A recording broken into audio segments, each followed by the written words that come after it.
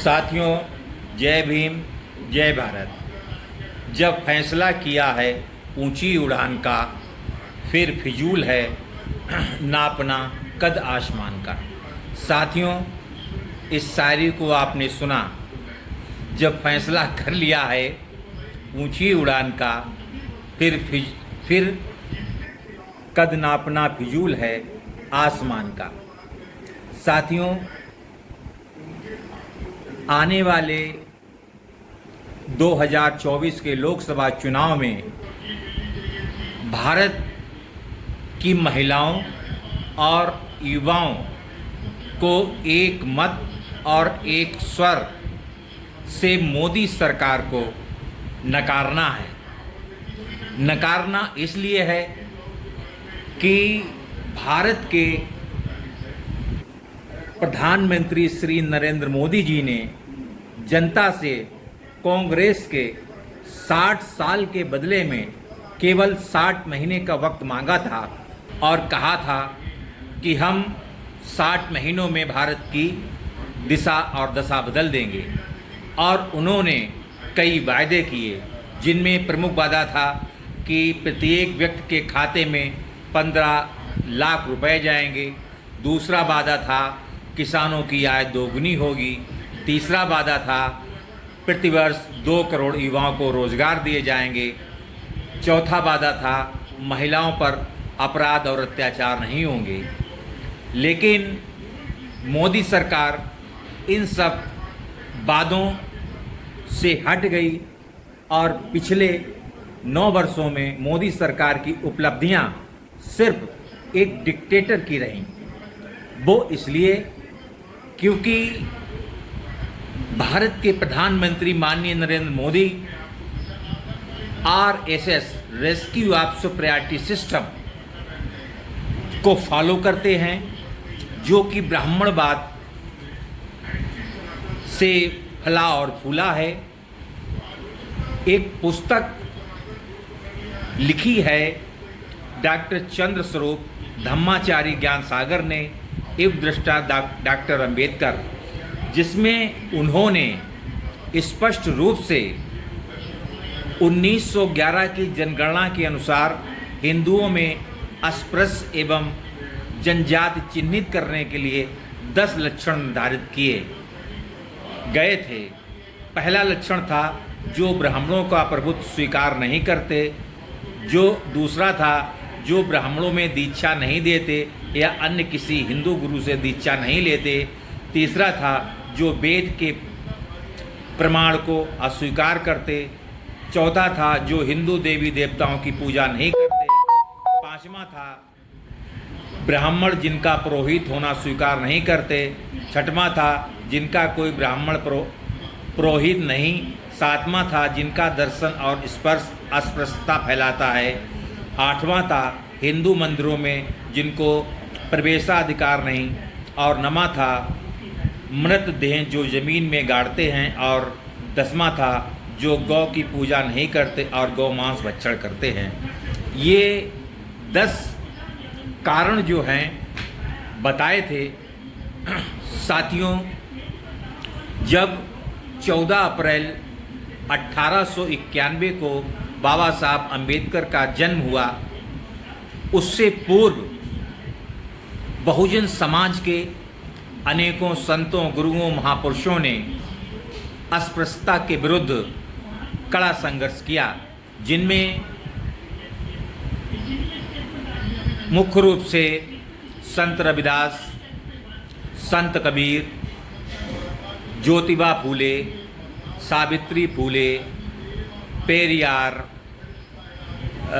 छत्रपति साहूजी महाराज जैसे अनेकों महापुरुष हुए, जिन्होंने ब्राह्मणवाद से पीड़ित होकर के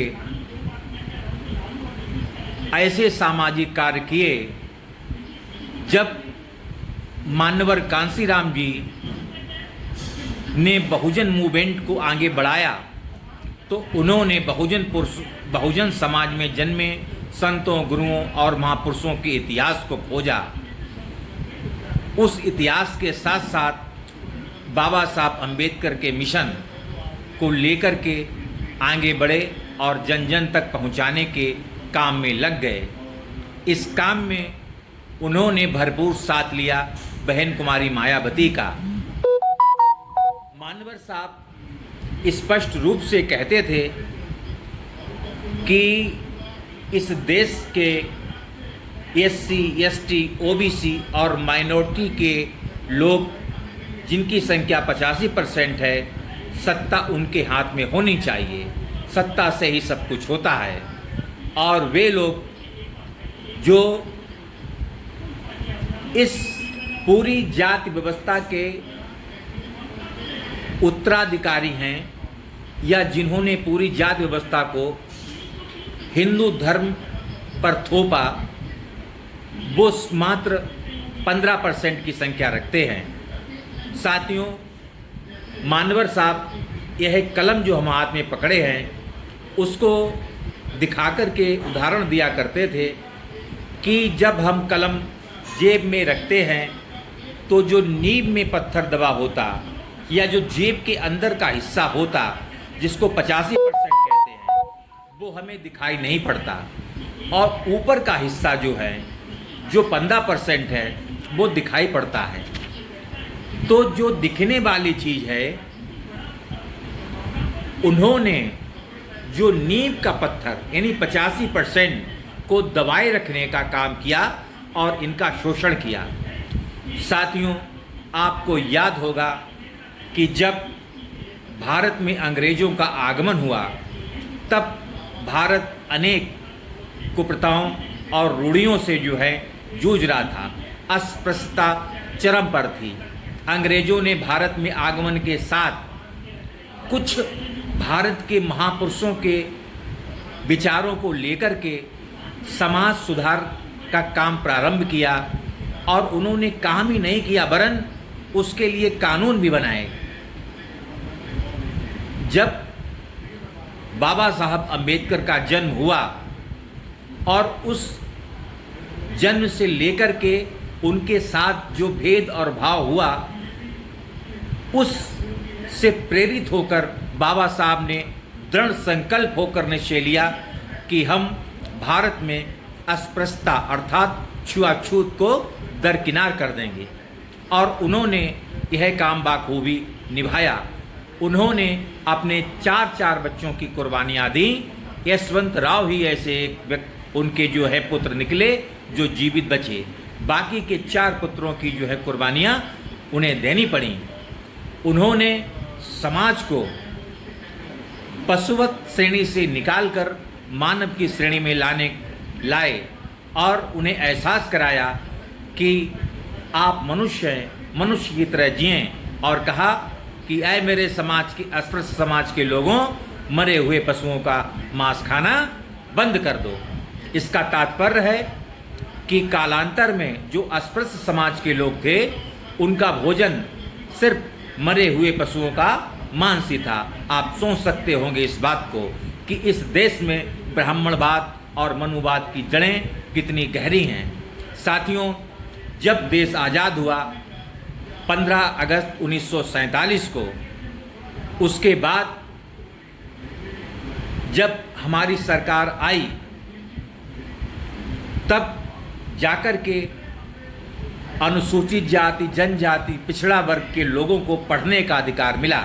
आप जैसा सब जानते हैं कि बाबा साहब ऐसे पहले व्यक्ति थे जिन्होंने हाई स्कूल की परीक्षा पास की थी। इसके पूर्व दलितों को, अनुसूचित जाति को, जनजाति को, पिछड़ा वर्ग को शिक्षा प्राप्त करने का अधिकार नहीं था। जब हम शिक्षित हुए, हमें बाबा साहब के संघर्ष से जो गोलमेज सम्मेलन हुए 1930, 1931, 1932, इनमें हमको जो है जब रिजर्वेशन मिला, रिप्रेजेंटेशन मिला अर्थात प्रतिनिधित्व मिला, उसके साथ साथ जो अनुसूची में दर्ज हो गई जातियाँ अनुसूचित जाति कहलाईं, और जो जनजाति आदिवासी लोग दर्ज हो गए वह अनुसूचित जनजाति कहलाए। परंतु समाज के कुछ लोग कांग्रेस, गांधी एंड कंपनी के बहकावे में आ गए और वो उस सूची से बाहर हो गए, वो पिछड़ा वर्ग में चले गए। साथियों, साइमन कमीशन जब आया तो उन्होंने भारत की दिशा और दशा को देखा और अपनी रिपोर्ट को सौंपा, जिसके आधार पर ब्रिटेन के प्रधानमंत्री रैमसे मैकडोनाल्ड ने तीसरे गोल सम्मेलन के बाद बाबा साहब अम्बेडकर को शिक्षा में अधिकार, सरकारी नौकरियों में अधिकार, राजनीति में अधिकार जैसे उन्होंने जो है मूलभूत अधिकार देने का काम किया। साथियों, जब हम शिक्षित हो गए, देश आज़ाद हो गया, जब 6 दिसंबर 1956 को बाबा साहब अम्बेडकर का निधन हो गया, उससे पूर्व जब उन्होंने जो रैली की थी, उस रैली में कहा था कि मुझे मेरे पढ़े लिखे समाज के लोगों ने धोखा दिया। ये दर्द किस लिए था? जो लोग पढ़ गए, लिख गए, उन्होंने समाज के लिए संघर्ष ना कर करके वो मनोवादी लोगों की गोद में बैठ गए। आज SC, ST, OBC समाज का व्यक्ति जाति प्रमाण पत्र से नौकरी पा जाता है और कहता है कि मुझे मेरे काबिलियत पर नौकरी मिली है। साथियों, यह उनकी बड़ी भूल है। नौकरी उन्हें मिली, आपको ज्ञात होना चाहिए, जब 1953 में काका कालेकर की जो समिति बनी पिछड़ों को आरक्षण देने के लिए, क्योंकि बाबा साहब ने संविधान के अनुच्छेद 301, 340 के अंतर्गत पिछड़ी जातियों को सबसे पहले आरक्षण देने का काम किया और इस के बल पर काका कालेकर समिति का गठन हुआ। उन्होंने अपनी रिपोर्ट सौंपी और रिपोर्ट में उन्होंने स्पष्ट रूप से पिछड़े समाज को जो है अधिकार देने का काम किया। साथियों, जब मानवर साहब आए तो उन्होंने 1973 में बाम सेप संगठन का एक मसौदा तैयार किया। इससे पूर्व वह RPI, जो कि डॉक्टर भीमराव अम्बेडकर के द्वारा बनाई गई राजनीतिक पार्टी थी, में काम किया, परंतु वो संतुष्ट नहीं हुए। उसके बाद उन्होंने 1973 में बाम सेप का मसौदा तैयार किया और 6 दिसंबर 1978 को उन्होंने बाम सेप, जिसका पूरा नाम है backward and minority community employees association, अर्थात SC, ST, OBC और माइनॉरिटी के जो लोग पढ़े लिखे सरकारी नौकरियां पाए, उन लोगों के सहयोग से आंदोलन को चलाने का प्रयास किया, जिसका उद्देश्य था पे बैक टू सोसाइटी, अर्थात जो लोग तनख्वाह जिनको मिलती थी उस तनख्वाह का लगभग 20% भाग समाज को वापस करना होगा। उसका कारण था कि आप जिस समाज से आए हैं उस समाज के लिए आपको कार्य करना होगा, इसलिए उन्होंने नारा दिया पे बैक टू सोसाइटी। इसके साथ साथ उन्होंने बाम सेप के कार्य बताए, ट्रिपल थ्री टाइम, टैलेंट और ट्रेजरी, यानी कि आप समय दें, आपके अंदर गुण होने चाहिए और आप समाज को आर्थिक मदद भी दें। उसके साथ साथ उन्होंने एक और जो है बात कही, उन्होंने एक नारा दिया, उन्होंने कहा एजुकेशन, एजुकेट, एजिटेट, ऑर्गेनाइज, यानी कि शिक्षित करो, संघर्ष करो और संगठित हो। और जिसका जो उन्होंने एक खाका तैयार किया और 14 अप्रैल 1984 को बहुजन समाज पार्टी की स्थापना की। साथियों, बाम सेप उस वृक्ष की तरह है जैसे किसी वृक्ष, जैसे बरगद का पेड़ जिसकी जड़ें ज़मीन में होती हैं और उसका जो तना है वो ऊपर होता है, उसमें छांवदार पत्ते होते हैं जो सभी को जो है हवा, ऑक्सीजन और छांव और राहत देते हैं। और जो उसकी जड़ें हैं जो दिखाई नहीं पड़ती हैं, ज़मीन के अंदर होते हैं, जो ज़मीन के अंदर का भाग पौधे पेड़ का सांसद नहीं है। रीजन भाई जो सहारा देगा वो इशारा भी देगा, क्योंकि वो जिस दल में हैं उसके मुखिया के इशारे पर काम करते हैं। वो लोग हमारा वोट तो लेते हैं लेकिन हमारे हक की बात नहीं करते हैं। साथियों, आगे चलते हैं। इसके साथ साथ आज हम बाम सेप और उसके कार्यों पर गहराई से जो है प्रकाश डाल रहे हैं। जो मानवर साहब के विचार से हमारे शत्रु जो एनिमी हैं, उनमें मुख्य रूप से मनी, पैसा हमारा सबसे बड़ा दुश्मन। क्यों? गरीबों को अगर लोभ दिया जाए तो वो अपना वोट बेच देते हैं। दूसरा, मीडिया, जो मीडिया आजकल का है वो हमारा सबसे बड़ा दुश्मन, क्योंकि वह ऐसे लोगों का प्रचार और प्रसार करता है जो 15% की श्रेणी में आते हैं। और तीसरा, माफिया, गुंडे और बदमाश, ये लोग भी जो है इसमें हमारे शत्रु की श्रेणी में आते हैं। साथियों, जो हमारी बैकबोन है, जो हमारी ऑर्गेनाइजेशन की बैकबोन है, सबसे पहले हमारी पार्टी की प्रेसिडेंट अर्थात जो हमारी पार्टी है B2 है, B1 बामसेप और B2 BSP। तो हमारी जो B2 पार्टी है BSP, वो हमारे लिए सर्वोपरि उसकी राष्ट्रीय अध्यक्ष अर्थात सुश्री बहन कुमारी मायावती, उसके साथ साथ हमारे राष्ट्रीय उपाध्यक्ष, उसके बाद प्रदेश के प्रभारी, उसके बाद हमारे प्रदेश के अध्यक्ष, उसके बाद में हमारे जोन के प्रभारी, उसके बाद जिले का संयोजक जो बामसेप का, उसके बाद हमारा जो है विधानसभा, उसके बाद हमारा सेक्टर का कार्यकर्ता, उसके बाद हमारा बूथ का। लेकिन सबसे ज़्यादा जो महत्व है वो इसका उल्टा है। सबसे ज़्यादा महत्व बूथ, सेक्टर, विधानसभा, जिला संयोजक, जोन प्रभारी, प्रदेश अध्यक्ष, प्रदेश प्रभारी, राष्ट्रीय उपाध्यक्ष, उसके बाद में राष्ट्रीय अध्यक्ष आती हैं। सर्वोपरि हमारी जो बैकबोन है वो है बूथ का कार्यकर्ता और बूथ के बाद सेक्टर। साथियों, मंडल कमीशन द्वारा बहुजनों का छीना गया हक जो उन्होंने छीना, तो जब जनगणना उस समय हुई तो उस समय हमारी जनसंख्या जो OBC की 52%, SC की 15% और ST की 7.5% थी। उसके साथ साथ जो माइनॉरिटी की संख्या हमारी थी 10.5% और हमें हक प्राप्त था। जो OBC को हक प्राप्त था वो था 6.36, जो SC को प्राप्त था 5.9 और जो ST को था वो 2.4 और जो माइनॉरिटी को था वो हक केवल 1.8%।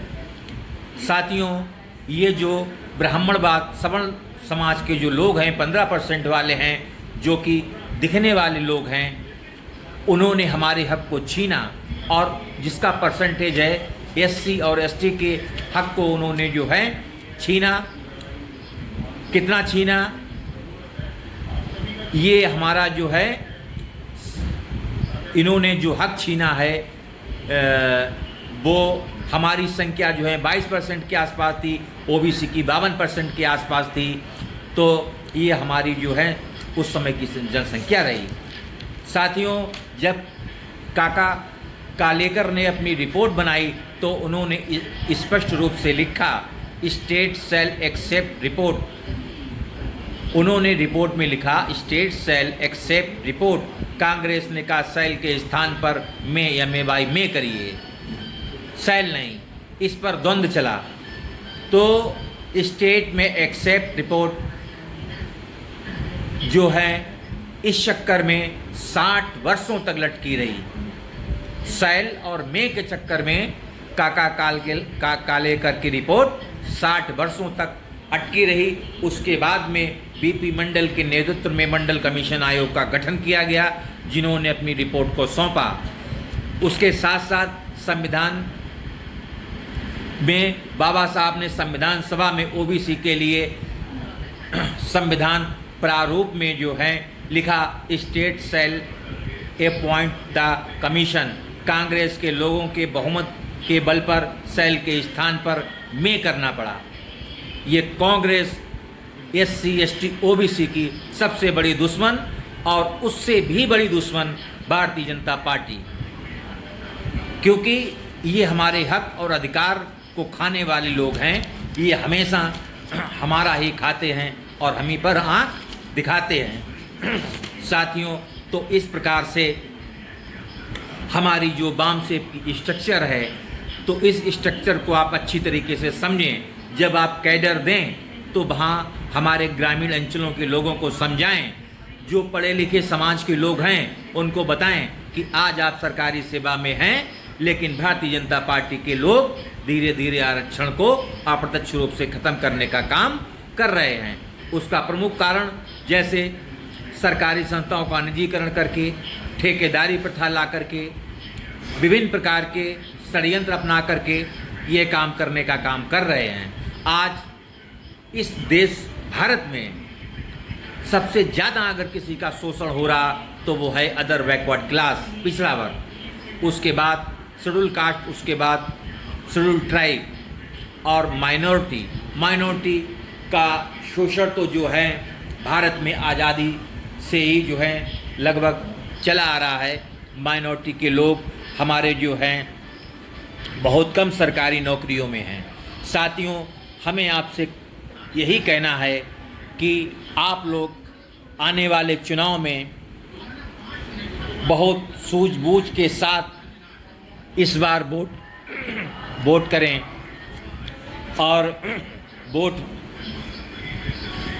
ऐसे दल, ऐसी पार्टी को दें जो सदन में आपके लिए कानून बना सके, आपके लिए लड़ सके। साथियों, अगर हमारी सरकार होगी तो हमारे लिए कुछ लाभ भी होंगे, कुछ लाभ होंगे। लाभ किस प्रकार से होंगे उसका जो है हम आपको जो है बता रहे हैं कि अभी हमने जो कहा था कि हमारा इस प्रकार से जो है जो बैकबोन है बानसेब का वो चलता है। उसके साथ हम अपने माध्यम से अगर हमें कोई नेतृत्व तैयार करना है तो उसके लिए सबसे पहले हमें आम जनता के बीच जाना होगा। आम जनता के बीच हमें अपने शुभचिंतक ढूंढने होंगे। उन शुभचिंतकों में हमें साधारण कार्यकर्ता बनाने होंगे और साधारण कार्यकर्ताओं में ऐसा बीज डालें जिससे वो मिशनरी कार्यकर्ता बन जाएं। उसके बाद हम उनको नेतृत्व दें और उसके बाद वो नेता बने। उसके साथ साथ ये जो हमारी व्यवस्था है जो ब्राह्मणवाद से घिरी हुई है, ये इन लोगों का चक्र क्या है, साइकिल क्या है, आप समझिएगा। इनकी साइकिल है, अगर वो आपकी पिटाई करेंगे आप थाने जाएंगे और थाने जाएंगे तो थाने में बात आपकी नहीं सुनी जाएगी तो कलेक्टर साहब के पास जाएंगे। अगर कलेक्टर साहब भी आपकी बात नहीं सुनते हैं तो आप जज के पास जाएंगे। और जज की नियुक्ति कौन करता है? इसकी भर्ती होती है सरकार के द्वारा। और सरकार किसकी होती है? जिसके सांसद और विधायक होते हैं। और सांसद और विधायक किसके होते हैं? जिसको आप वोट देते हैं, बहुमत देते हैं। और जब आप किसी बहुजन समाज के व्यक्ति या पार्टी को जब आप वोट करेंगे तो क्या होगा?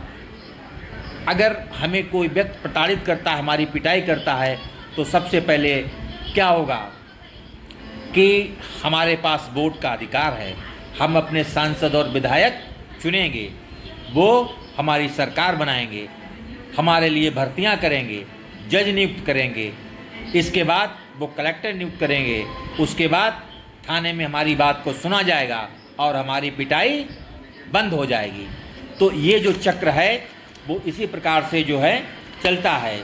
साथियों, अभी हमने आप लोगों से एक बात कही थी कि हमें बहुत ही सतर्क रूप से आने वाले चुनावों में अपने वोट को जो है डालना है।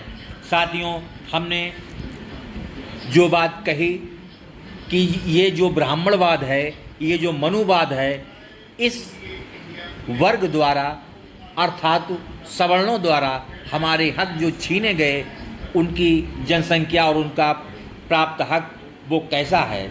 तो ओबीसी जनसंख्या 52%, जिसको हक प्राप्त हैं 6.63% थे, और सवर्णों द्वारा छीना गया भाग 45%।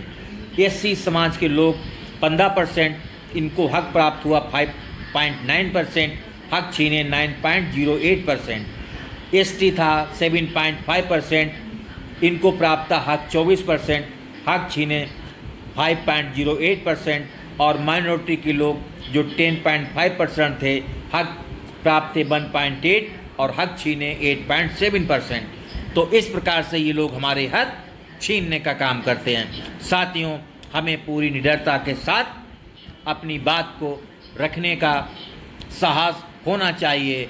इस देश में लोकतंत्र को अगर बचाना है, संविधान को बचाना है, इस देश में गंगा जमुनी तहजीब को अगर सलामत रखना है, इस देश में अगर आने वाले बच्चों को उज्जवल भविष्य देना है, इस देश में युवाओं के लिए सरकारी नौकरियों के द्वार खोलने हैं, इस देश में बिजली पानी और बीज किसानों को सस्ती दर पर मुहैया हो, इस देश में संसाधन अच्छे हों, यह देश तरक्की करे, विकास के पथ पर अग्रसर हो, तो इसके लिए हमें संगठित होकर इस बार भारतीय जनता पार्टी के अपोजिशन में वोट करके अर्थात बहुजन समाज पार्टी की सरकार को बनाना होगा। इसी के साथ सादर जय भीम, जय भारत। आपसे अगले वीडियो में पुनः फिर मुलाकात करेंगे। ज्यों ज्यों आप मुझको सुनते जाएंगे, मेरी जो उत्तेजना है, मेरे अंदर जो वीर रस है, वो त्यों त्यों अग्रसर होता जाएगा। ये सुनील भारती आप लोगों से वादा करता है, आप लोग मेरे साथ जुड़े रहिए और आप मेरे इसी प्रकार से वीडियो प्राप्त करते रहेंगे। जय भीम, जय भारत।